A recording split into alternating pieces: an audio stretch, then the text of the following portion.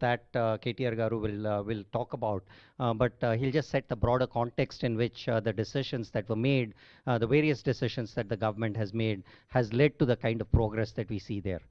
We can't think of a better person to inaugurate your class. This is the first session of your class. Please be aware, this is not a realistic preview. You're not going to get people of this quality in every session that you have. Okay, so I just want to tell you in advance. Don't come later and say, you know, you showed something at the beginning, but after that we don't have that great an experience. So I just want to put that on the table for you. We start on a high.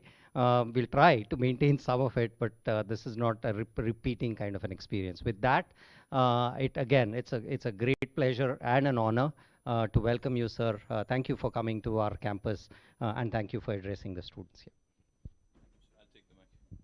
Normally you end on a high, but Dean says you start on a high. Thank you, Dean. Thank you for that. Is this audible? Is this okay? Thank you. It's an incredible honor. I've just looked at the names on in the program, the people who have enrolled in the program.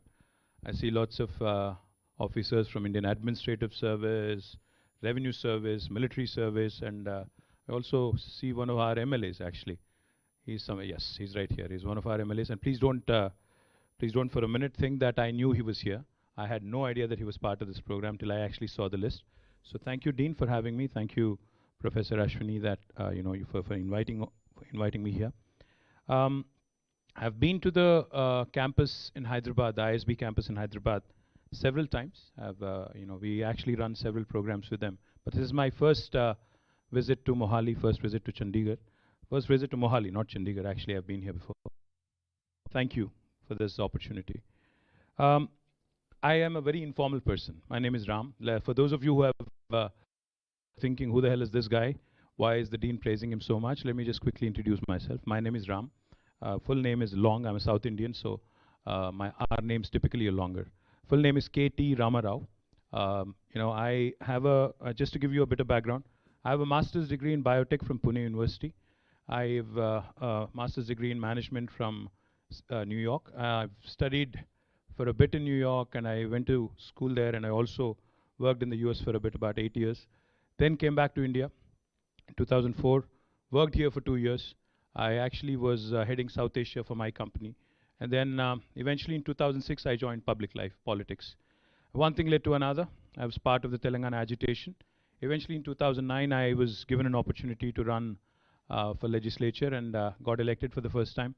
Since then, I won 4 elections on a trot and have been a minister for 9 years now. I look after some important departments, industry, commerce, information technology, urban development, and handlooms and textiles as well.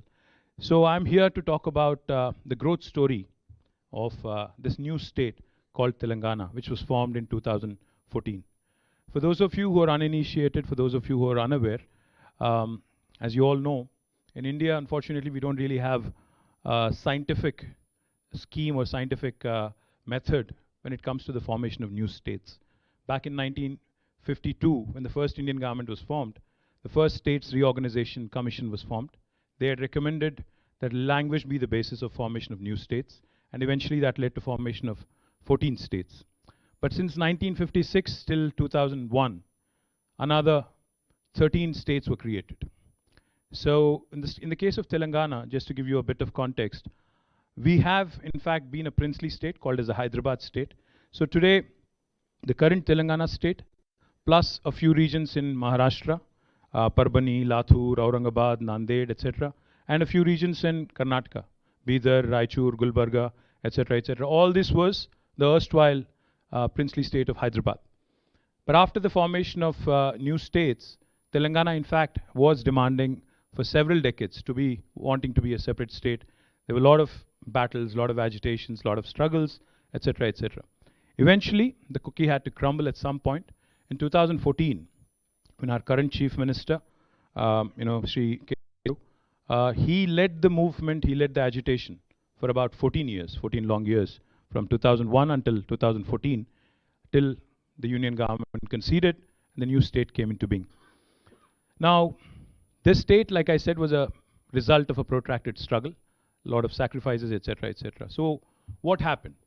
I guess, when when you actually see such long fraught battle and when you see a state actually becoming a reality, you would hope that things have started moving and some good is being done for people. So in the last 9 years, the one thing I keep saying wherever I go is that my state, Telangana, is actually the most successful startup of independent India. Now, for those of you who are here in a business school, you would absolutely need to understand why I would say it, how I would back it up with. In 2014, when the new state of Telangana was formed, our per capita was about 112,000 rupees, 1,12,000. 31st this year. It's the highest in the country. It is now 3,17,000 rupees. And just to contextualize and put things in perspective, back in 2014, India's per capita as a country was about 75,000, subject to correction. For those of you who are trigger happy, I don't want you to get me wrong. And then now, as on today, it's about 149 odd thousand. But Telangana, on the other hand, is 317,000, 3,17,000.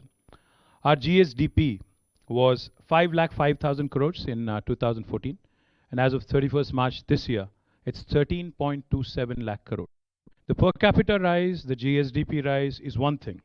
But what we've done truly is, if I have to summarize, Honorable Prime Minister Narendra Modi ji had called for a meeting about 2.5 years ago in Delhi. This was, I think, prior to COVID, slightly prior to COVID.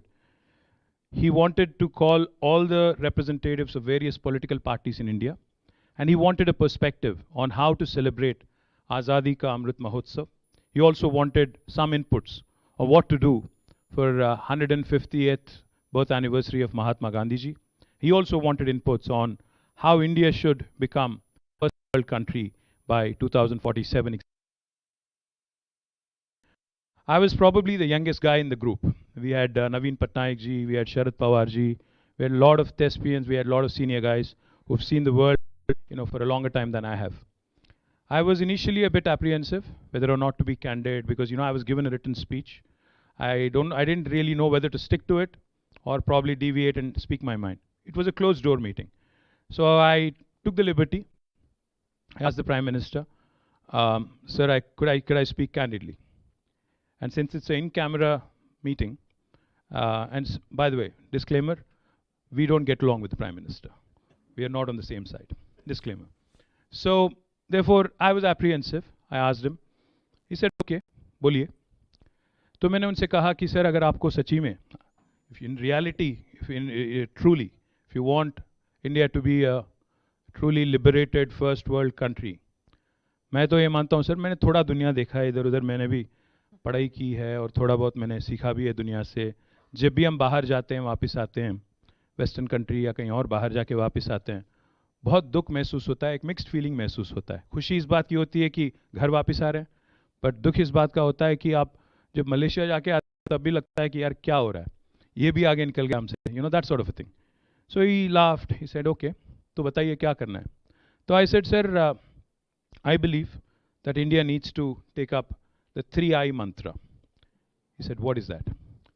I said, innovation, infrastructure, inclusive growth. If you actually latch onto this mantra, innovate, create infrastructure, and continue on the path of inclusivity, then India will truly achieve its desire to be a first world country. A lot of you here in this room, who worked in the government or otherwise, would know this. When I say innovation, the first thing that pops into your mind, I'm sure, is a startup. कि कोई young लड़का है या लड़की है, कुछ कर रही हैं, कंप्यूटर पे कुछ कर रहे हैं या कुछ कोशिश कर रहे हैं. But innovation is not just about technology. Innovation need not only happen in a business school or a university ecosystem. Innovation is about our day-to-day lives and how we can actually disrupt legacy processes and how we can reinvent and now we can actually come out with something truly unique. In Telangana, we've done that. I'll give you an example. I'll give you a couple of examples. So, in Telangana, the first piece of legislation we have enacted, please tell me when I'm overshooting time because, politicians are in love with Mike. We can talk and talk and talk. I spoke for 2 hours in the assembly the other day. Of course, my people tell me I speak well, but others might not agree. Anyways, please tell me. So the first piece of legislation that we have enacted in Telangana, 2014 November, is called as TS iPass. It's modeled on the lines of Easy Pass, the toll, if you have been to the US or another country, or even our tolls here, the fast pass, the fast track kind of a thing. What does TS iPass stand for?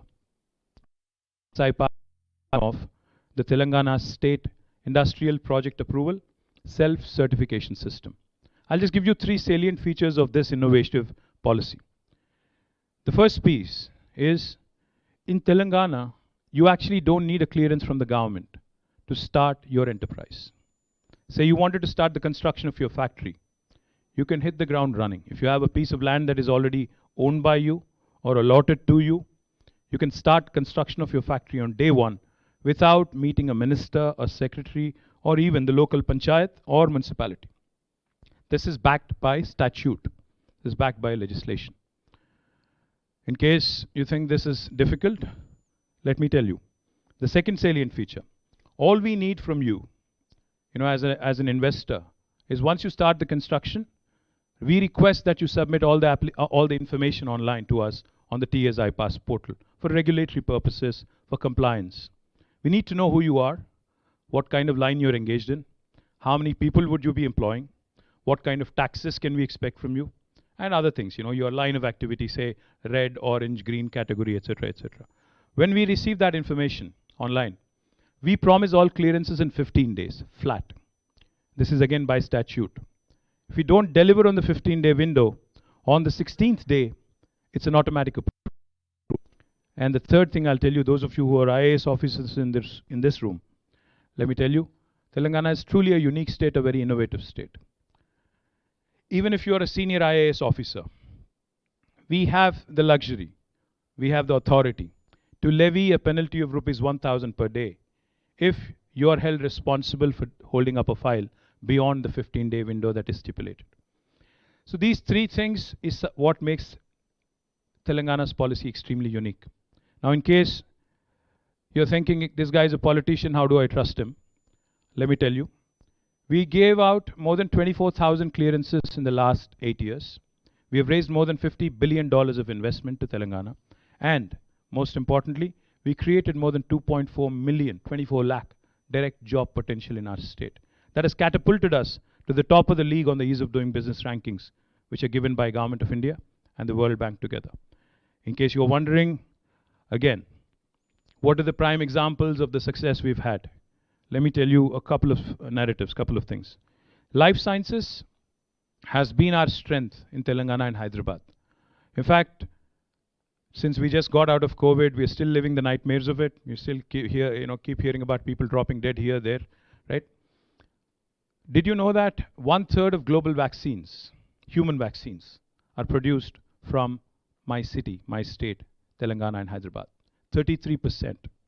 9 billion doses, 900 crore doses of vaccines are produced from Hyderabad, which makes it 33% of global vaccine production, making us the vaccine capital. We have consolidated on that strength. We have consolidated, and now we're building so much that by next year, it'll be 14 billion doses, and we'll be 50% of world vaccine production. Now, if you're anybody from Pune? Nobody from Pune? All right, so if you go to Pune, somebody will tell you that Serum Institute produces a lot of vaccines. Yes, they do. But we have 4 institutes in Hyderabad, not one. We have Bharat Biotech, we have Biological Evans, we have Sanofi, we have Indian Immunologicals. Now even Serum is coming into Hyderabad. Between 4 of these, we produce this kind of number. Why am I mentioning this? Because you will be surprised that a lot of strengths that India has, a lot of strengths that Indian states have, we really do not know. Did you know, again, that the largest number of US FDA approved manufacturing facilities for any province in the world, any state in the world, is in Telangana? We have 214 US FDA approved manufacturing facilities. The second largest is in New Jersey, United States, with 189. So that's Telangana for you in life sciences. That is one sector. Now most of you, anybody from Bangalore? Nobody from Bangalore. अच्छा आप हो क्यों चुप रहे थे यार नहीं मजाक कर रहा हूँ So lot of people, when we say technology, when we mention technology, think of Bangalore. They think Bangalore is the IT capital of India. Well, sorry to say this, my friend, we are not. You are not. The reason why I say this is because last 2 years, we've beaten Bangalore fair and square in job creation. Last year, out of the 450,000 new jobs created in India in technology alone, 150,000 were from Hyderabad. This is not my data. This is NASSCOM. That was 33% last year. This year, in fact, it's even more impressive. It's 44% of total tech jobs created in India coming from one city alone, that's Hyderabad. Now, as just to juxtapose and tell you how well the city has grown, how well the state has grown. In 2014, the total number of jobs in technology that were in Hyderabad directly is about 3,23,000. As of March 31st this year, it's 915,000. So the explosive growth from 3,23,000 to 9,15,000 happened despite COVID, despite demonetization. Our IT exports from Telangana and Hyderabad were 56,000 crore in 2014. Now it's 2,41,000 crores, 400% plus growth. The number of employees have increased by 300%. The exports have risen by 400%. Therefore, the per capita, the GSDP, and everything else, of course, which is a byproduct of this, has also happened. Let me also add one more thing here. In technology, we have not only grown numbers of employees or exports. How many of you in this room can tell me where Amazon's world's largest campus is?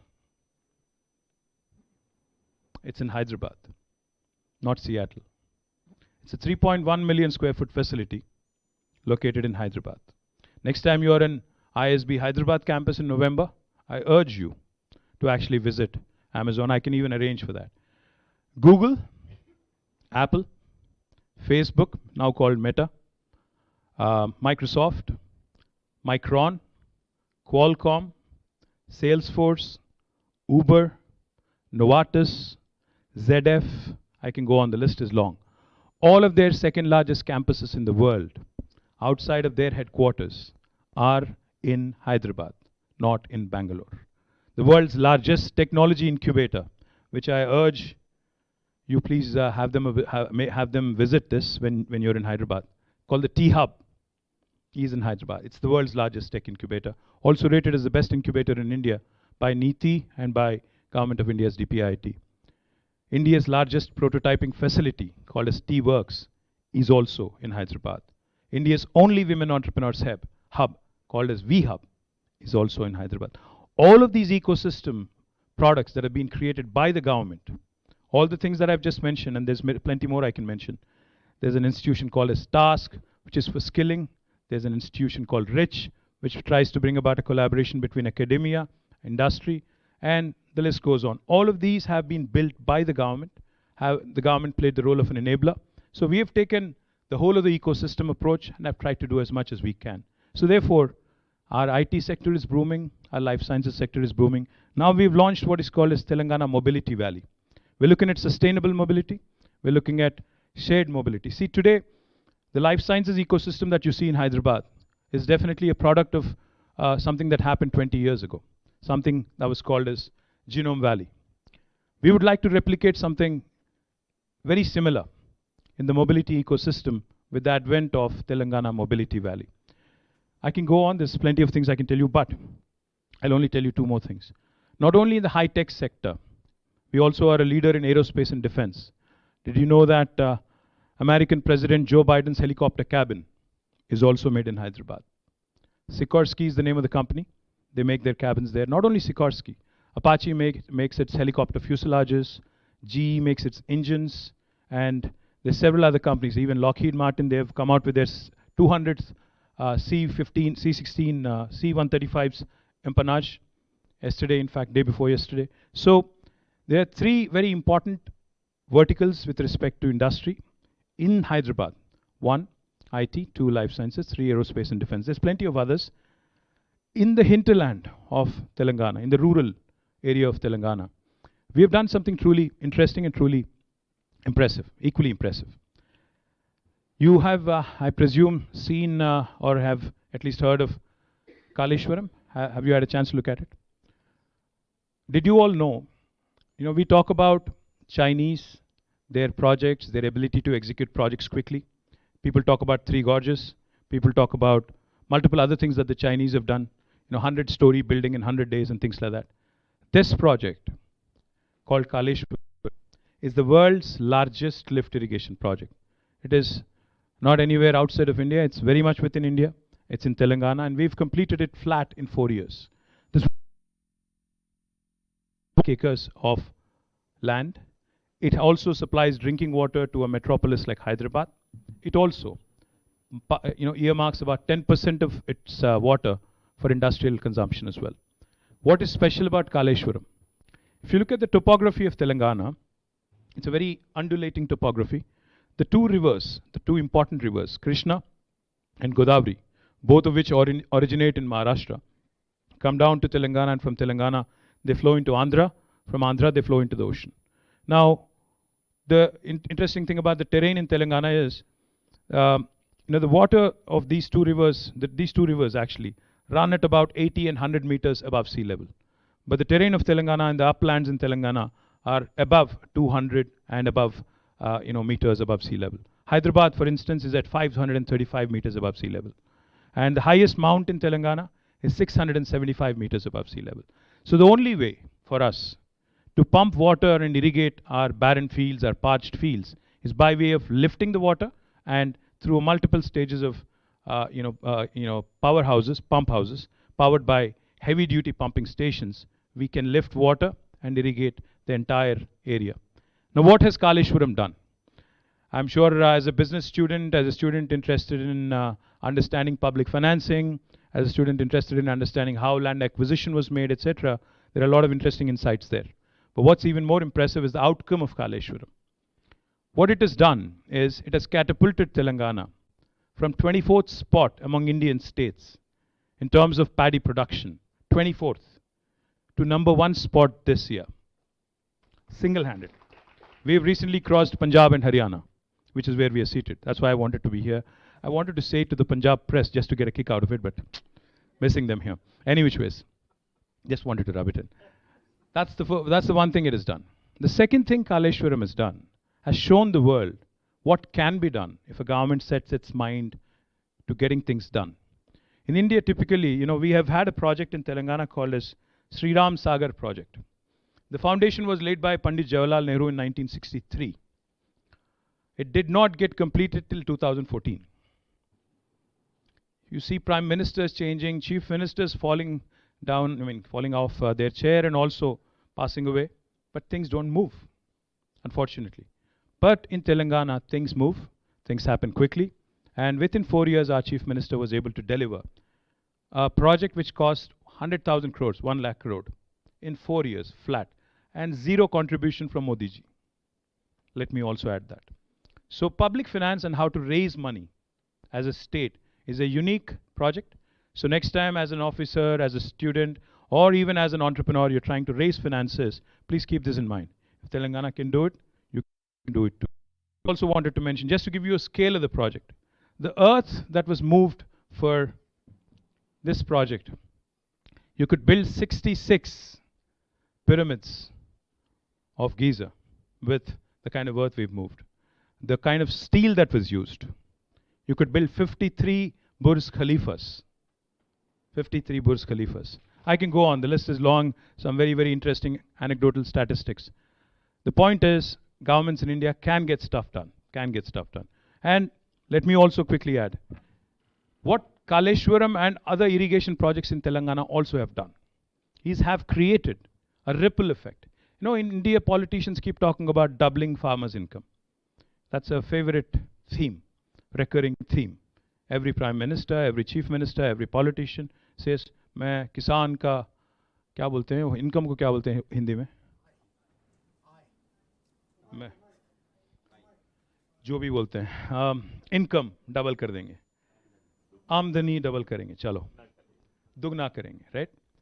But होता नहीं है. बात बहुत कुछ कहते हैं, सुनने को तो बहुत मिलता है, अच्छे अच्छे जुमले मिलते हैं, होता कुछ नहीं है. क्यों? क्योंकि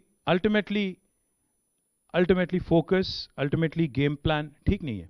बट तेलंगाना में हमने, and you can check, see, whatever I'm saying here, I'm up for scrutiny. You guys are all very smart. You guys all have access to information. Some of you are in the government, so you can always definitely push back and challenge me. The point I'm trying to make is, we have ushered in 5 revolutions in Telangana, in the rural hinterland. The first thing, of course, is a green revolution. Our paddy production has risen from 68 lakh metric tons in 2014 to now 3.5 crore metric tons. We're number 1 in the country in paddy production. Our cotton production has quintupled, and so has other sectors. So green revolution has been ushered. In fact, I'll tell you an interesting story here. So I was in Minnesota a few years ago. I'm a minister for industry, so I go around, travel for promoting my state and my country. So I met with the governor of Minnesota. For those of you who are familiar with the US, Minnesota is called the land of 10,000 lakes. So I met the governor. I told him, sir, you're called the land of 10,000 lakes, but my state has 46,000 lakes. He was zapped. He said, really? Is that true? I said, yes. Unfortunately, these 46,000 lakes and tanks have been neglected. After our government took office, we've revived them, we've strengthened them, and as a result today, Telangana is the number 1 state for inland fisheries. We're the number 1 state for inland fisheries, ushering in a blue revolution. The third thing I'll tell you, we've also, in fact, we have a government company, government dairy, called as Vijaya Dairy. Now, Vijaya was in losses when we took office, but we started giving an incentive of 4 rupees to the dairy farmers to supply milk, to the government dairy. And as a result today, we have not only turned it around, they started paying us a dividend now. More than 38 crores of dividend is being paid by the Vijaya Dairy to the government, because we are the principal owner of that. So we have ushered in a white revolution by way of that. There's some more that can be done. The fourth thing we have done in the rural area, we've actually started a sheep rearing program, a massive one with 11,000 crore. What that has done essentially again is, has doubled our livestock in the state, resulting in not only livestock doubling, but an opportunity to create a meat processing industry, also known as the pink revolution. And the fifth one I'll tell you, India imports nearly 78% of its edible oils. In Telangana, we wanted to change that, so we've set an ambitious target for ourselves over the next 5 years.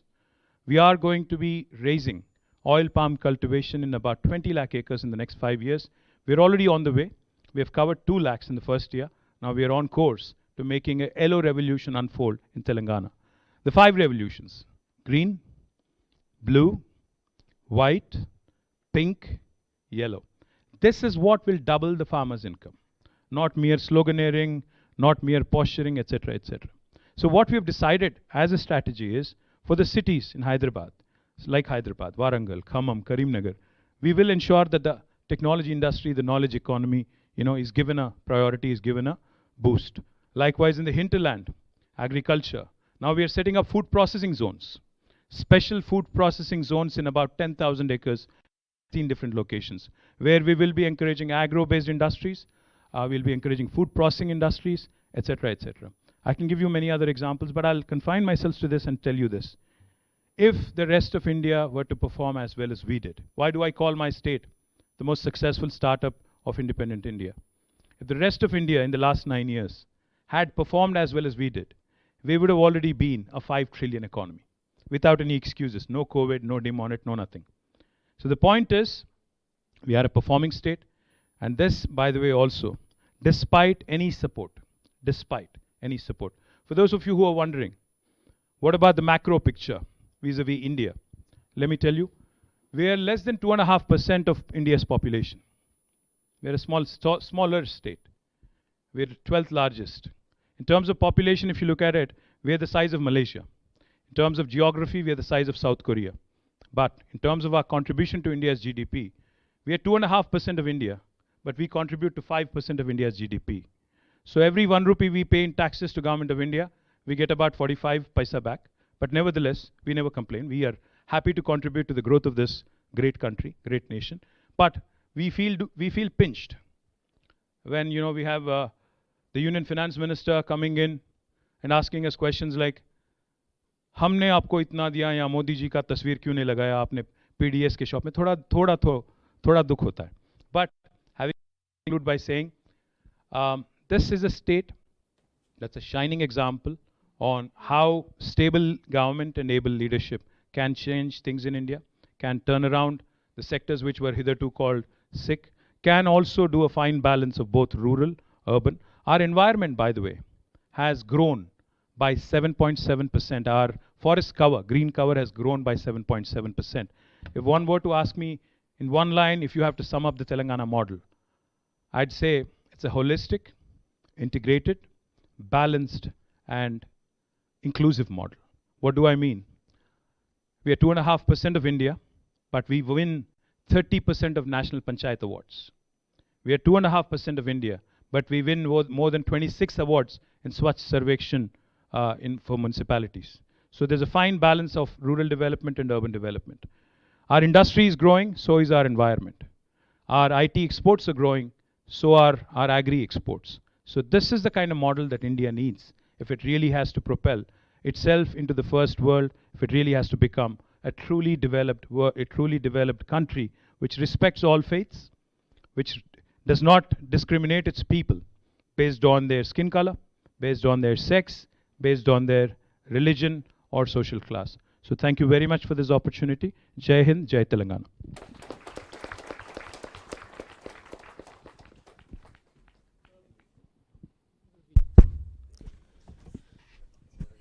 Now it's for questions. I request you to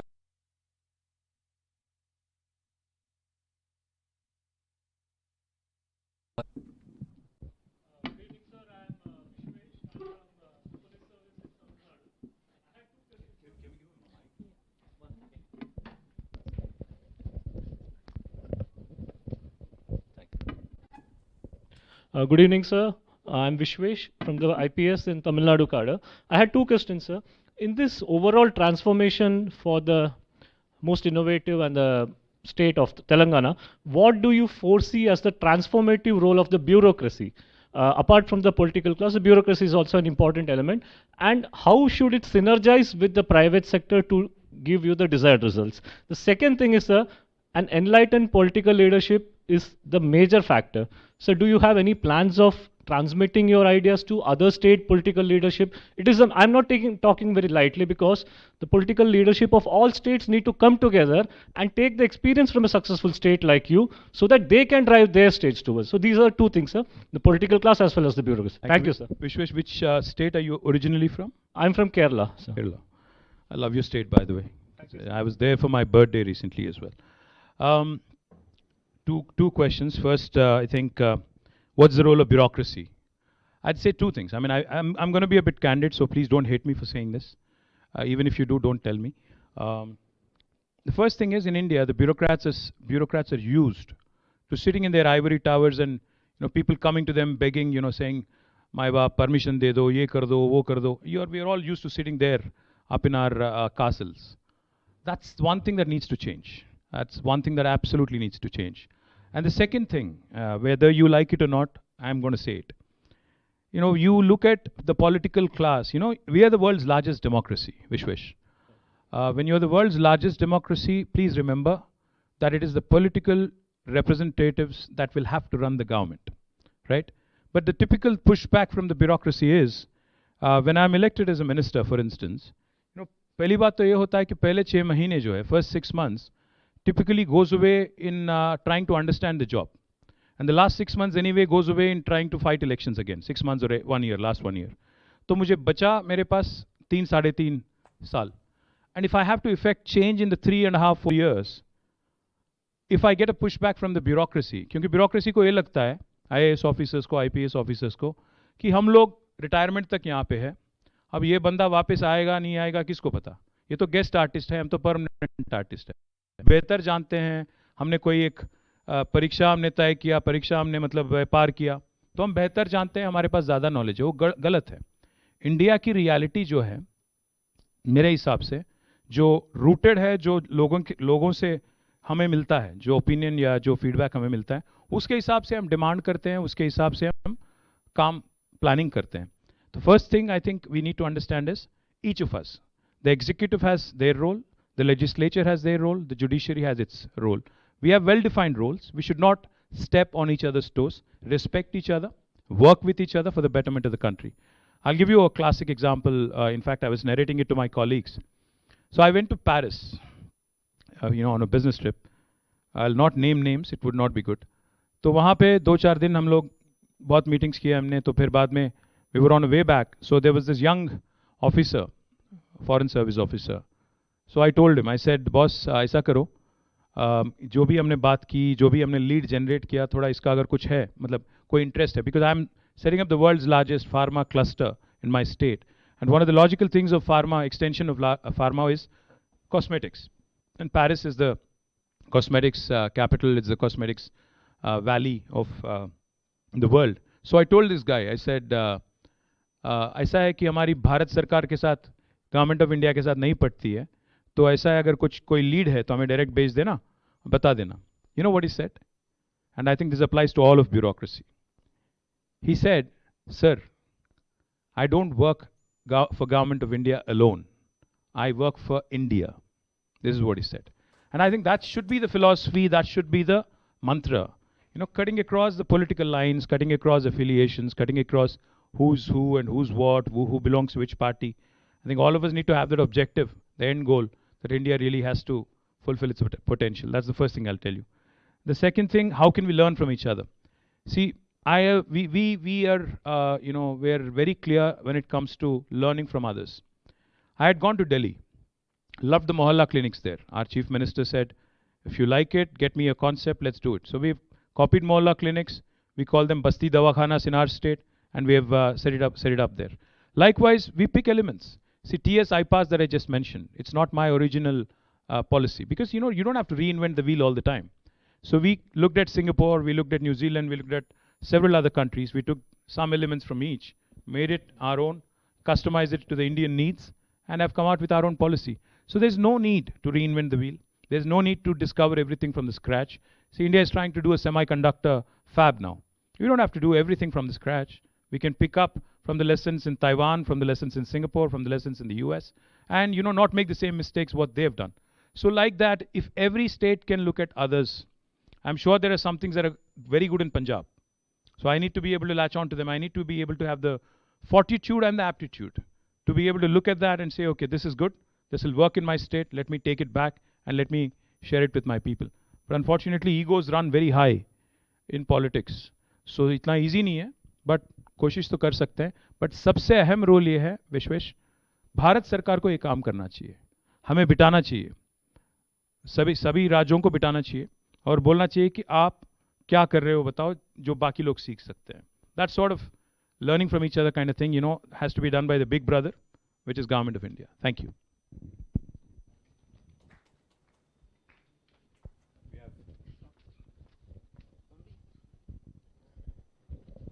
have a gentleman there. Hi, sir. Hi. My name is Ramakant. I am from Bhutpur, Telangana. So in the morning we had a session that was on the development basically, and I have a question. Sorry, I have a question on the roadmap on decentralization, especially empowering the local bodies in terms of in developing education, primary education as well as primary health for Telangana. Well, you know, this is a very interesting question, Ramakant. Thank you. You're from my state, so you know. When Modi ji was the Chief Minister of Gujarat, he talked about how Government of India needs to decentralize more and, you know, do more, let the states do more, right? But when the same man becomes the Prime Minister, it changes always. I mean, it's a role reversal. I'm not blaming him. I would do the same if I was him. I'm not even blaming him. Point I'm trying to make is, in I think when was it, 83 or 93, when Rajiv Gandhi ji, you know, the whole Panchayat Raj Act amendment happened, the 73rd and 74th, the idea was absolutely right. I mean, the intent was right. But when it comes to execution, I've worked as Panchayat Raj and Rural Development Minister for a short while, and then I became the Municipal Minister. I can tell you from experience, you know, I went to Kerala to study because, you know, there's this gentleman called Vijayanand, a very popular gentleman and, you know, eminent personality in rural development. So I went to him, I sat with him, tried to understand. I loved what they do in Kerala. You know, they actually in the state budget allocate money directly to the local body, and they actually appropriate it and they show it in the annexure कि कौन से village को कितना पैसा देते हैं, which is very, very unique. So I came back, you know, all into. I told our CM, sir, this can be done. So he said, you know, the context is different. In Kerala, the villages are 25,000 people each. In Telangana, some villages only have 500. So The same model might not work. But decentralization must happen without a question. But you also have to give them, the ability to, take decisions as well. What do I mean? Say, for instance, in Bhutpur, you have a primary school, and you have a village which is probably 1,000 people. There are teachers in the school, right? You have 5, 6, 7, whatever number of teachers. Now, should the village have the authority to transfer the teacher if he's non-performing or not? That's a question we have to ask ourselves. Because otherwise, how do you monitor the performance? How do you evaluate the performance? How will you penalize, or how will you actually reward good behavior versus bad behavior? Unfortunately, what happens is, with the kind of systems we have in place, we have line departments on one side. We have education department, which is which is on the concurrent list. Government of India has a role, state has a role, the Zilla Parishad has a role, the municipal has a role, the village also has a role. Now, who will the teacher report to? Who is he more subservient to? That's the challenge. So, mere delegation will not help. Mere delegation saying it's done, okay, abhi tumhara kaam hai karo, that won't help. You also have to give them the power. You also have to give them the money. Classic example again is Telangana. We brought out legislation called as the Panchayati Raj Act, the new Panchayati Raj, Telangana Panchayati Raj Act, wherein what we've done is we wanted to ensure 85% survival of each and every sapling that was planted. So in the act we have put in, अगर आपने 85% survival नहीं ensure किया तो सरपंच साहब आपका नौकरी जा सकता है, काउंसलर साहब आपका नौकरी जाएगा. Then it became a success. 10% of the budget was earmarked for green budget. So therefore, fund tie-up was also there. Job was clearly defined, role was clearly defined, responsibility was defined. So mere delegation, mere decentralization won't help without proper backing, without proper funding mechanism, is what I would say. But it has to happen. Yes, please. So I saw somebody raise a hand here. We'll go here, I think they were.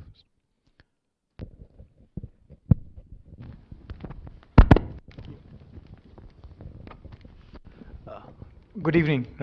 I am Aditya, a second generation family managed enterprise. I would like to ask you, where could we envisage a time when there could be bipartisan political approach to most fundamental issues of public policy that our country faces? As a politician, could you envisage a time like that? And secondly, you told us this great story of Telangana. I would also like to ask you, what are the challenges that you foresee in the state of Telangana in the next 5 or 10 years? Thank you. Bipartisanship in India in public life, easier said than done. We have ministers shouting in parliament saying, "Khamosh baito warna ED aa jayega tumhare ghar." So I don't know if bipartisanship is going to come anytime soon. We are a very divided, fractured society right now. As a country, I don't think that's good for us, firstly. I mean, politics comes and goes and positions come and go. At the end of the day, I think what matters is this country has to stay strong and stay united. If I have to be absolutely candid, what's happening in Haryana, Manipur, or what's happened in Karnataka in the form of that whole halal, hijab nonsense, it burns it literally burns, and it really gives me makes me angry as a citizen, let me put it that way. Now, bipartisanship will only come if the leaders rise above petty political considerations. And while I am an optimist, I don't see that happening anytime soon. I won't lie to you, sugarcoat it to you, and tell you that it's going to happen very soon. It's not. The second thing you said, what are the challenges? There's plenty. The challenges as a growing state, I have to continuously invest in infrastructure. Today, 1 acre of land in Hyderabad now, when we have set an auction 2-3 days ago, went almost to a tune of 100 crores. I had a mixed feeling. I was happy on the one side because government was getting that money into our kitty so that we could do a few more things. But I was also a bit scared because it will create a very unique situation where, the apprehension that, the home, which is a dream for every ordinary man or a woman, will get that much more distant, will become that much more distant, that much more challenging. So as infrastructure growth happens, as wealth creation happens, I think one of the fundamental challenges that we are all going to run into is how do we keep up?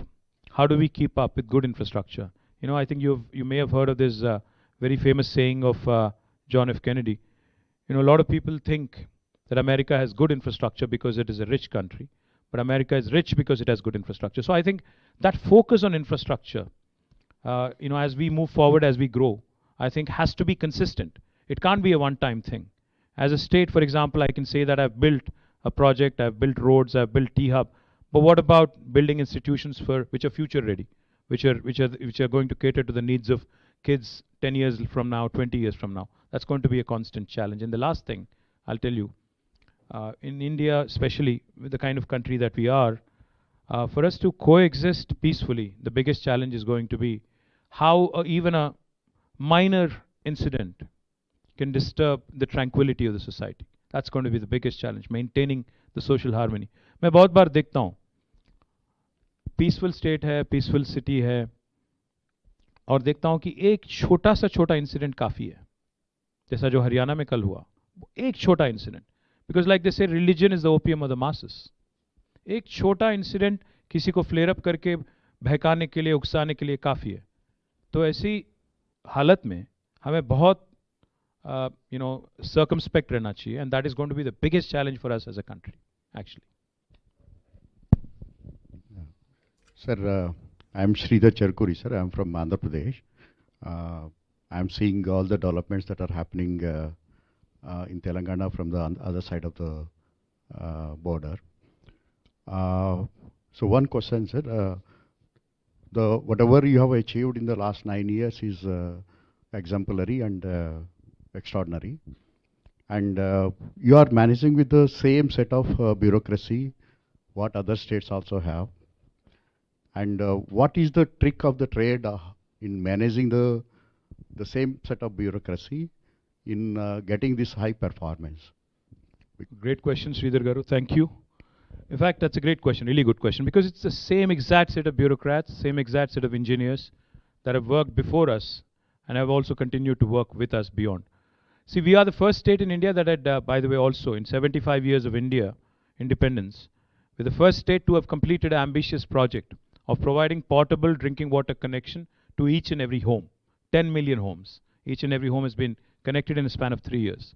The reason why I mention that is because I was a minister when we were formulating this policy and this project. So Sridhar, what happened is our chief minister called us for a meeting. He says, my engineer-in-chief is there, my secretary is here, I'm here, seated right across.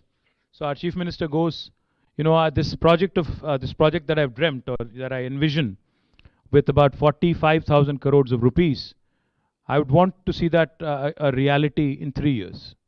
So the engineer-in-chief who was seated next to me almost fell off his chair. वो बाहर आया, almost रोने लगा. He was almost about to cry. He said, sir, my department does not have the ability to execute a project beyond 400 crores per year. Now here is a chief minister who is saying I have to do a 45,000 crore project. How do I do it? You are the minister, please tell him. I said, बात करते हैं, डरो मत, पहले थोड़ा देखते हैं. So when ambitious, audacious plans are made, grand plans are made, initially डर तो सबको लगता है. Initially we are all skeptical, we are scared, will we do it, can we do it? So we went to Gujarat to do a study tour because we were told they had done something called as a water grid in Gujarat. So me, my team, entire team, like 10 of us, we went to Gujarat. We met with engineers, we went to the villages, we looked at what they've done. They've done something, they've reached 70% villages, they've only gone to the village, overhead reservoir. They have really not done the last mile. So I was seated, with this senior secretary, no names again. So this gentleman was spearheading the project. So I told him, sir, we want to do this project in 3 years or 4 years. And, we want to complete it. So we came here for learnings. He started laughing. He said, हम लोग 12 साल से काम कर रहे हैं, अभी तक पूरा नहीं हुआ है, और हमारे यहाँ मोदी जी है, फिर भी नहीं हुआ, तो आप क्या कर लोगे?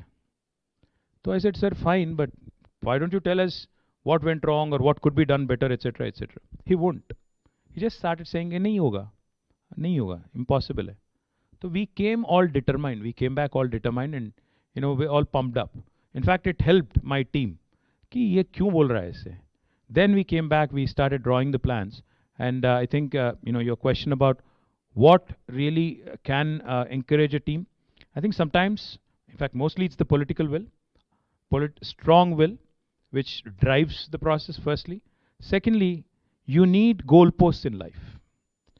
Working, in a meandering fashion without any goalpost or without any goal as such in life is meaningless. So having a goalpost, having a target date, having timelines, working in a professional manner, and driven by the political will, I think that's the key to success. And bureaucracy is the same. If you give them a work, give them a task, make them do it, they will deliver. Provided you actually motivate, provided you actually take them on board, take them into confidence, and ensure they're given full freedom as well. Then it will work. Yes, sir. We have two more gentlemen here, but yes, sir. Last two questions, please. A little bit different one, sir. I mean, I'm Santosh. I'm from Hyderabad as well. We have seen this story of how Hyderabad has transformed and how many flyovers and roads and everything. I mean, it's transformational. But I just wanted to ask a different question, totally different from whatever has been asked. How do you maintain your work-life balance? What are your hobbies? How do you enjoy life? I mean, you're always on work, running, helter-skelter, and you're talking about achieving so many things. So what are your hobbies and how do you... I'm here on a Friday at 6 o'clock. I only go back home at 10. What do you think? Is there a work-life balance? Our Chief Minister tells us, I think... know about your hobbies and all that. I will tell you that. See, firstly, you have to realize, like Shah Rukh Khan says in Bazigar, kuch paane ke liye kuch khona padta hai. So unless you figure that out, you have to. I mean, you want to achieve something, you lose something. The trade-off is always there in life. If you want to be successful at something, you have to give up something else. So therefore, I would say there's no successful person on the planet, that I know of at least, has achieved that work-life balance. And I would like to believe I'm successful. Secondly, I'll tell you, of course, we all do the same thing, man. I mean, we all watch movies. I watch Mallu movies on OTT now. I've become a huge fan of Malayalam movies on Netflix and Amazon. I have two young children, 18 and 14. See, this is what happens. Where is the work-life balance? My son is going to college now. I have to drop him in Carnegie Mellon. Is going on 15th. I have to drop him. So yeah, what happens is essentially the little time you get, you spend with the family, go to a restaurant, eat, and once in a week or at least once in 2 weeks you meet your friends, have a drink, unwind. At least they'll keep you grounded, and watch movies once in a while. I mean, what else do you do in India, man? I don't know. Celebrate your birthday in Cochin, like I said, and that's all you do essentially. End of the day. Cheers. Yes, sir. One last question, Himanshu. Himanshu is my son's name, by the way. Who's Himanshu here? My name is Himanshu. Hi, Himanshu. And I think we can take a few more questions. Unless they are bored and they want me to go. So I work with Government of Punjab. I'm in the civil services. Sir, having passed from IIIT Hyderabad in 2014, I can see a very phenomenal... Wapis aaye kabhi? It's a lot of time, but I see a very different Hyderabad than what it was in 2014. So my question is, given the limited or budget or the public finance that is there with the departments, how do you prioritize your this budget I will spend this year on this program and I'll do this program later on? Excellent question, and this is one question I'd like to dwell on for a bit. Manshu, really great question, because a growing country like India, एक हमारे society में, एक हमारे घरों में भी, हर जगह, in fact Hindustan में आप कहीं भी जाओ, तेलंगाना जाओ या पंजाब जाओ या हिमाचल जाओ, कहीं भी जाओ, एक हमारे यहाँ एक क्या बोलते हैं उसको, एक मेंटल ब्लॉक है. वो ये है कि कर्जा नहीं लेना है, no debt, debt free company, debt free house. ये बकवास है पहली बात. क्योंकि आप एक मिनट सोचो, हिमांशु आपकी क्या उम्र है? 30. आपके पिताजी का क्या उम्र है? 57. क्या करते थे और क्या कर रहे हैं? सर्विसेज में? He's a businessman. See, if you are in services, see, for example, my father's generation. Himanshu is a young guy, so I won't take his example. My father's generation and me. My father's nearly 70. I think, in his age, in his times, the dream of every person of his age or his generation would be कि मुझे घर बनाना है, but कब बनाऊंगा मैं? जब retire होऊंगा, आखिरी में पैसा बचाऊंगा और सब कुछ समेट के इकट्ठा करके घर बनाएंगे, घर बसाएंगे. That was a dream. गाड़ी खरीदना है तब भी बहुत दिन पैसा जमा कर करके तब खरीदते थे. बट आज जनरेशन जब चेंज हो गया, आज क्या हो रहा है? एक नौकरी मिल गया आईटी में या बैंकिंग में, फाइनेंशियल सर्विसेज में, पहला चीज़ क्या करते हैं? घर खरीदते हैं। दूसरा क्या करते हैं? गाड़ी खरीदते हैं। क्या बदला? बदला ये एक्सेस टू कैपिटल बदला, हिम्मत बढ़ा। आज की बच्चों में हिम्मत है कि मेरी नौकरी यहाँ, अगर मैं बैंक ऑफ अमेरिका में काम कर रहा हूँ, वो गया भी तो मैं जाके जेपी मॉर्गन चेस पकड़ लूँगा, मैं कमाई करूँगा, ईएमआई पे करूँगा, मेरी गाड़ी और घर में आराम से बसा लूँगा। सो ये जो जनरेशनल शिफ्ट इंडियंस में हुआ है, अनफॉर्चुनेटली गवर्नमेंट्स में नहीं हो रहा है। हम वही फिर उसी में बैठे हैं, घिसी फिटी मॉडल, जहाँ हम लोग बोलते हैं कर्जा नहीं करना है, डेट फ्री रहना है। क्या बकवास है? अगर इंफ्रास्ट्रक्चर बनाना है, पैसा कहाँ से आएगा? अगर एक दुनिया की सबसे बड़ी इरिगेशन प्रोजेक्ट करनी है तो डेट तो रेस करना पड़ेगा। डेट रेस करके किस चीज पे लगाओगे, इस बात पे ध्यान दो। If you are raising debt and investing in productive sectors, it is going to pay off. Please don't look at investment into infrastructure as debt. It is investment into the future. It is going to pay off. So this fallacy that has been created कि debt GDP ratio है, इतना नहीं होना चाहिए, इतना होना चाहिए, fiscally responsible budget management होना चाहिए, हाँ वो सब ठीक है। आज आप एक चीज बताते हैं, आपको सरप्राइज हो जाओगे। दुनिया की सबसे अमीर देश कौन सी है? यूएस। पता है यूएस का डेट जीडीपी रेशियो क्या है? 116%. Japan is the second largest economy of the world, third largest rather, China second largest. Japan's debt GDP ratio पता है कितना है? 200%, 200%. You know what India's is? 59%. My states is 25%. और फिर भी मेरी ऑपोजिशन गाली देते रहती है कि तुमने कर्जा इतना कर दिया, खत्म कर दिया। यार हमने कर्जा किया तो किसके लिए किया? हमने पैसा लगाया इरिगेशन में, प्रोजेक्ट्स पे, पावर पे लगाया, ड्रिंकिंग वाटर पे लगाया। इस सारे चीज money will बिगेट money. Wealth is multiplied, wealth is, doubled, tripled and quintupled, provided you put it in the productive sectors. This basic common sense, unfortunately, is lacking in the Indian society and also in Indian governments. Indian government इसलिए डरता है क्योंकि Indian society ये मानती है कि जिस आदमी ने ज़्यादा कर्जा उठाया वो गलत कर रहा है। कर्जा करो, but productive sector में पैसा लगाओ. It's investment into the future of this country. Invest in infrastructure. Today, let me also ask you one question. In Hyderabad Metro, I have the Canadian pension fund investing in Hyderabad Metro. Where is the Indian pensioners' money? Bank में बैठा हुआ है, 30 लाख करोड़ अंडे दे रहा है। क्या कर रहे हैं हम लोग? 30 लाख करोड़, 40 लाख करोड़ LIC में, EPF में लगा के, कुछ नहीं करके। कनाडा से पेंशन फंड आता है, सॉवरेन फंड आता है बाहर से, जायका का पैसा आता है 1.5% इंटरेस्ट पे। क्यों आ रहा है हिमांशु? वो इसीलिए आता है क्योंकि उनको मालूम है 1.5% पे अगर वो दे रहा है आपको तो उसको 5% कम से कम रिटर्न मिलता है। अब जबकि यहीं पे आप ही का पैसा यहाँ पे 9%, 10% रिटर्न मिल सकता है, क्यों हम लोग इसको इन्वेस्ट नहीं कर रहे हैं? ये बेवकूफ़ी है। Unless this changes, this country will not move forward as quickly as it should. So prioritisation, कम पैसा, आई वुड से बजट में जो है उसका पहली तरह से उसका प्लान कर लो। आउट ऑफ बजट क्या कर सकते हो इनोवेटिवली, वो भी प्लान करो। हमने किया, कॉरपोरेशन से हमारे काफ़ी सारे और प्रोजेक्ट है जो आउट ऑफ बजट हम करते हैं। PPP मॉडल है, दुनिया का सबसे बड़ा मेट्रो प्रोजेक्ट PPP में हमने हैदराबाद में किया, 22,000 करोड़ PPP में किया हमने, गवर्नमेंट का पैसा नहीं है उसमें। तो नया नया इनोवेटिव फाइनेंसिंग मैकेनिज्म करना चाहिए और डेट लेना चाहिए और प्रोडक्टिव सेक्टर में पैसा लगाना चाहिए, तभी जाके लोगों को फायदा होगा। One last question. Yeah, good evening, sir. This is Abhishek Chauhan. Abhishek, you have to tell me what do you do about the hair? Pura rock star look. Just got better DNA. That's it. Good for you, man. Okay, I'm an entrepreneur based out of Nasik. I'm a real estate developer.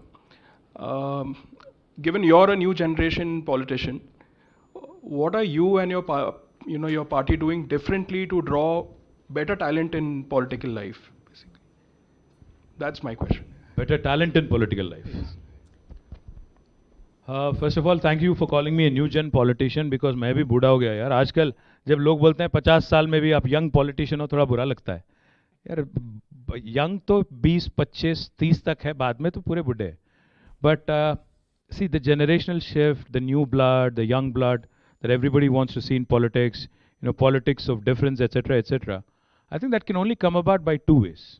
See, I am a second gen politician. My father is a politician. So fortunately, I've had the launch pad quickly, so I jumped in. And if you didn't know me as a Nepo kid, then you would certainly look at me very differently. I'm sure for those of you who have done some background check, you would already know. But otherwise, you know, Nepo kids are given that look of contempt कि यार ये क्योंकि इसका बाप है तो आ गया ये, but otherwise ये कौन है. एक हमारे लिए चैलेंज ये है बॉस की पहली बात ये है कि in India to get into politics, you have to put up with a lot of mediocrity. You have to be prepared for it. So don't come with your rose-tinted glasses कि पूरा दुनिया रंगीन है और बहुत मतलब खूबसूरत लाइन ऑफ वर्क है और इसमें कई सारे अच्छे चीज़ हैं. अच्छे चीज़ तो है, कई सारे हैं, बट काफ़ी सारे बुरे चीज़ भी हैं. So how do I encourage? For example, what I've done in my own team. Ranjit Reddy, Dr. Ranjit Reddy here is an entrepreneur. In fact, before joining, and he's now a member of parliament from Hyderabad, you know, he's a veterinarian, firstly by training, and then he actually started an industry in poultry, made some money, and then decided that now he's going to serve the society, so he joined politics. So that's one way of doing it. पहले financial freedom achieve करो, फिर बाद में इसमें आओ, ताकि लालच नहीं है पैसे का, यहाँ आके फिर पैसा नहीं बनाना है, पहली बात. दूसरी बात ये है कि selflessly अगर serve करना है, come through the grind. Don't come to me at the time of an election and say, I'm a very educated person. Now just give me a ticket and I'll fight.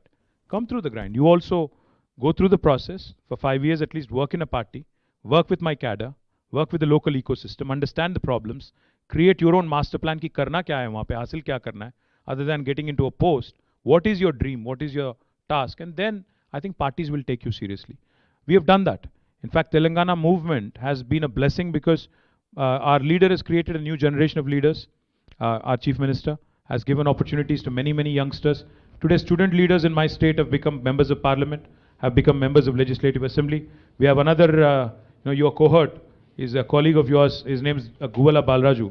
Now, Mr. Balraju actually, his father, let me tell you this. His father used to work, you know, as a worker in a large construction company. He's educated his child. Today, Balraj actually created his own enterprise and eventually started becoming a part of the Telangana agitation. He's a first-generation politician. He came in, he seated at ISB along with all of you now, and see where you know destiny takes you. Do you see other parties doing the same? Any other political parties? कर रहे हैं, ऐसा नहीं बोलूँगा कि मैं कोई नहीं कर रहे हैं, बहुत लोग कर रहे हैं, but फिर भी barriers तो काफ़ी है. मैं एक छोटा सा चीज़ बताता हूँ आपको. आप बैठ जाइएगा 1 मिनट. सो नॉर्मली क्या होता है ना, अगर आप कल जब न्यूज़पेपर आप देखोगे कल सुबह, अगर आपको आदत है पढ़ने की, तो आप एक चीज़ देखिएगा उसमें आपको 5 किस्म के लोग दिखेंगे. फ्रंट पेज पे आपको दिखेंगे, सॉरी लास्ट पेज से शुरू करते हैं. लास्ट पेज पे आपको दिखेंगे स्पोर्ट्स स्टार्स. उससे पहले वाला पेज पे आपको दिखेंगे मूवी स्टार्स. उससे पहले वाला पेज पे आपको दिखेंगे बिजनेसमैन एंड बिजनेस वुमेन. और उससे पहले वाले पेज पे आपको दिखेंगे क्राइम में, मतलब क्रिमिनल हो या कोई और पुलिस ऑफिसर हो या जो भी हो, वो दिखेंगे. और आखिरी में आपको दिखेंगे पॉलिटिशियन. 5 किस्म के लोग आपको दिखेंगे. तो इसमें क्या है ना, चैलेंज ये है, आपको पॉपुलर बनना है, सोसाइटी में नाम हासिल करना है. ये 5 तरकीब है, 5 तरीके हैं. स्पोर्ट्स स्टार बनने के लिए टैलेंट चाहिए, मुश्किल है. मूवी स्टार बनने के लिए लुक्स भी चाहिए, लक भी चाहिए, मुश्किल है. बिजनेसमैन बनने के लिए पैसा चाहिए, टैलेंट भी चाहिए, थोड़ा मुश्किल है.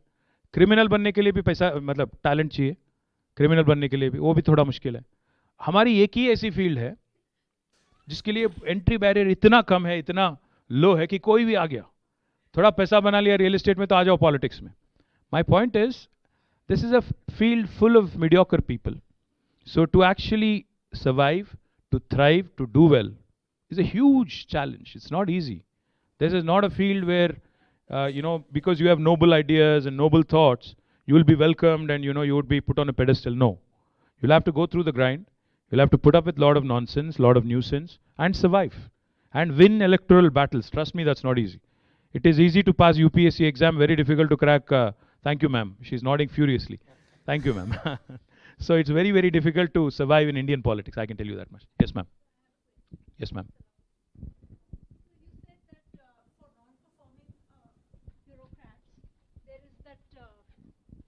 You've come up with a plan of 1,000 rupees fine for every day of delay. What about non-performing politicians? Non-performing politicians are kicked out, ma'am. 5 साल के बाद हमें we'll get the boot and we are kicked out any which ways. No, no. What does the government do for them? I mean, how Unfor- does it make sure that they work? Ma'am, the thing is, see, once you have written an exam, UPSC, and you've come into the field, come into the service, you are there till retirement. You know exactly in what capacity you're going to retire, as Special Chief Secretary or Chief Secretary or Cabinet Secretary, right? But in the case of us, who have joined politics, we really don't know.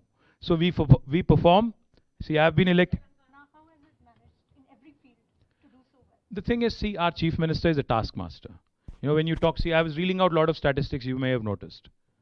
I'll give you an example. So I went to meet a Chief Minister. Again, naming names is not a good idea. एक 7 साल पहले एक chief minister साहब ने मुझे बुलाया. उनको अच्छा लगा ये वाटर ग्रिड प्रोजेक्ट. उन्होंने मुझे बुलाया, खाना वाना खिलाया, बैठ गए हम लोग. तो मैंने उनसे पूछा, सर आपका अर्बन रूरल पॉपुलेशन का ब्रेकअप क्या है? वो तब तक ऑलरेडी 3 साल चीफ मिनिस्टर रह चुके हैं. उनको नहीं पता था. उन्होंने अपने चीफ सेक्रेटरी की तरफ देखा, बोला चीफ साहब कितना है? चीफ ने उसके सेक्रेटरी को देखा.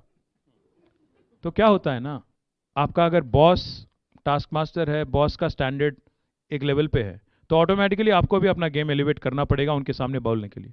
तो हमारी हालत ये है कि आज हमारे चीफ मिनिस्टर साहब के सामने अगर हम कुछ बोलना है हमें, या कुछ प्रेजेंटेशन देना है, या कुछ पूछना है, we have to be circumspect, we have to be prepared. And normally हमारे सीएम इतने बड़े टास्क मास्टर है, we all go prepared into a review, like fully prepared. हम लोग बहुत पढ़ के जाते हैं. But the first question typically is always out of syllabus. Always, inevitably. Then we go back scratching our heads कि यार क्या हो गया, बेइज्जती हो गई, फिर वापस. So what happens is, if your leader is actually smart, if your leader has that ability in him.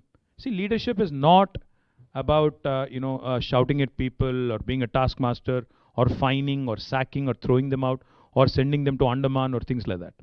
Leadership is about ensuring that you elevate your standards, you elevate your skill, you elevate your game, as and when it is decided. And the last thing I'll tell you, ma'am, honestly, since you asked about politicians, politics is always about one thing, ma'am, and success in politics is always about one thing. It's if you're able to, as a leader, as a politician, offer the hope that your tomorrow is going to be better than today under my leadership, then people are going to vote for me.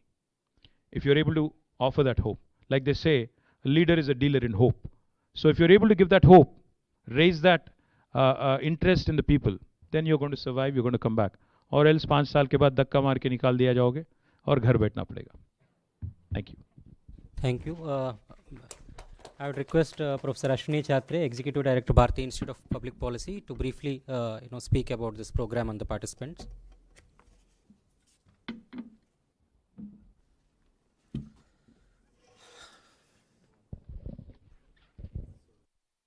Thank you, Sandeep. Thank you, KTR Garu. This is quite a privilege. I will just follow Madan into reminding you that the insights that we get started with, you will have to carry it a long way, and hopefully we will be able to meet the bar. We have to raise our game, and after this 1.5 hours, it is certainly a likelihood, and I look forward to it, upping our own game to excel. I also take this opportunity to welcome all of you. This is the inaugural session of the new batch of the Advanced Management Program in Public Policy. I'm really glad that we have started on such a positive note. The inspiration is just the beginning. The grind, the hard work will start now.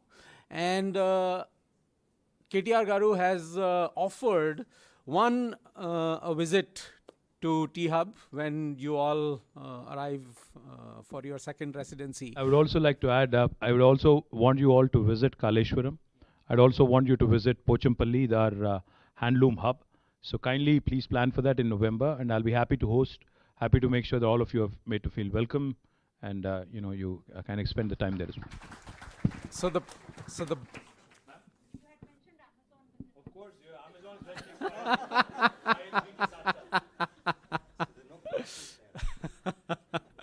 well, that will ensure that the bar remains raised and high, and we shall strive to meet it. The batch itself, as you are getting to know each other, is more diverse than other. It is also slightly larger than usual. And the mix on multiple dimensions will ensure that what each one of you takes from these interactions will join and amplify so that our classrooms become serious knowledge production sites. We will continue to endeavor to teach as faculty. That is our duty and calling, but it is equally important that as students, you derive as much insight and share and teach and learn from your peers through these kind of interactions, because this is something that teachers in a classroom cannot accomplish. It is over and above what we can teach you as teachers. And I'm really glad that we started off today on a note where we can take inspiration and evaluate where the challenges are and how they have been addressed and overcome in at least a few occasions in a specific location in India.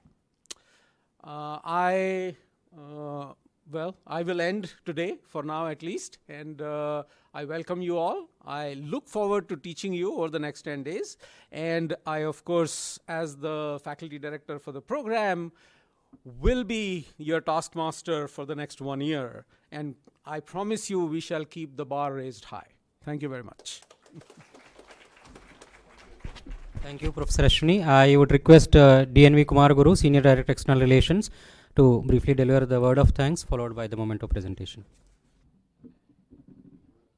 Thank you, Sandeep. I have just, we don't say vote of thanks because there's a story behind it, so which involves another prominent leader from Hyderabad, our former vice president. That's why we are very conscious of not using vote of thanks. But Honorable KTR Garu, you had a question earlier saying, will the audience like my session? Will they stay on beyond 30 minutes, 40 minutes? Yeah, I thought you should all respond. This was a question he asked earlier. So the best way to respond is by a show of hands. If you like the session,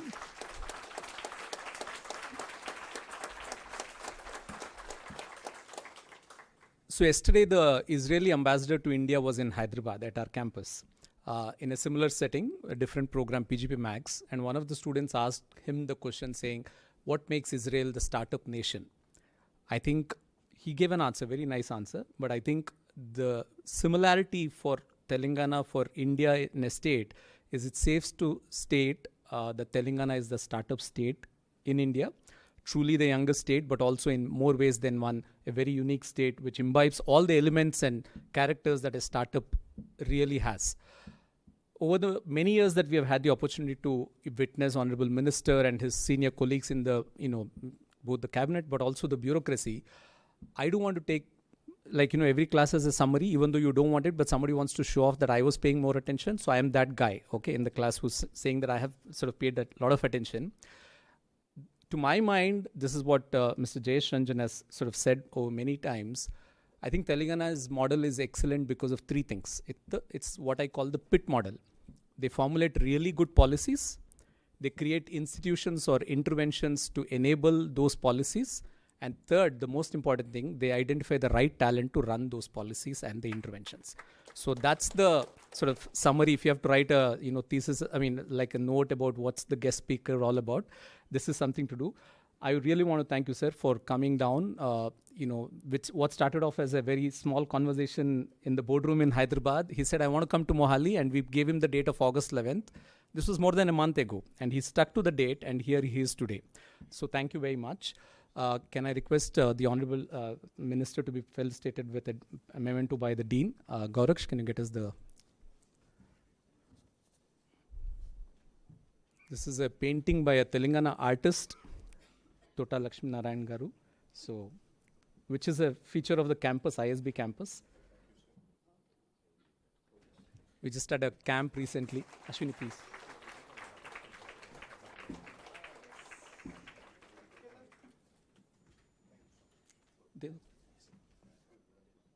Madan, we have one more. This is the ISB background.